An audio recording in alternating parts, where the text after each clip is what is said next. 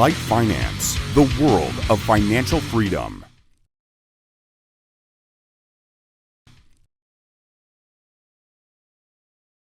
Hello, it's Monday, so let's start with the market forecast. As always, I'll check what we have for the upcoming week in terms of macro calendar, macroeconomic events, and we will check a couple charts as well to spot some possible trading ideas for this week. So let's begin with the calendar. On Monday, as usual, slow start, nothing important here. On Tuesday, we will have retail sales from Australia, later EIA short-term energy outlook, and Jerome Powell's speech before the committee. It will be his nomination hearing, so it shouldn't be as important, but as always, we might get something out of it, and I would play it in the background either way. So, on Wednesday, we will get a CPI and crude oil inventories from the US, and in the evening, beige book, as well, of course, from the US.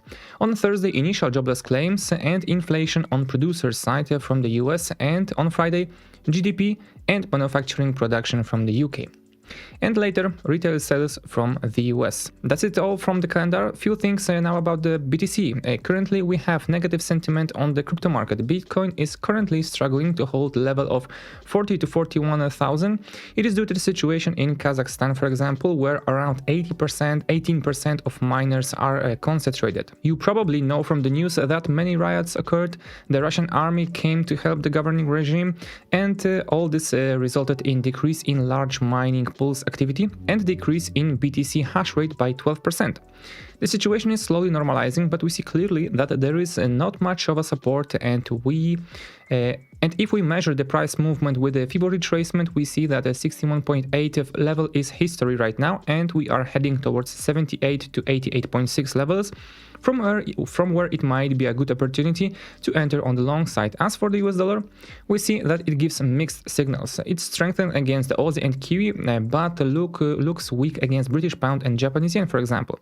From the publication of last Fed minutes, we received again hawkish comments that Fed might decide on a rate hike as early as in March because of the persisting inflation. This week we have CPI data from the US, which can again cause a temporary strengthening of the dollar, which should be weaker in pair with the major currencies. Although such a weak move could be neglected because of the weak NFPs last week.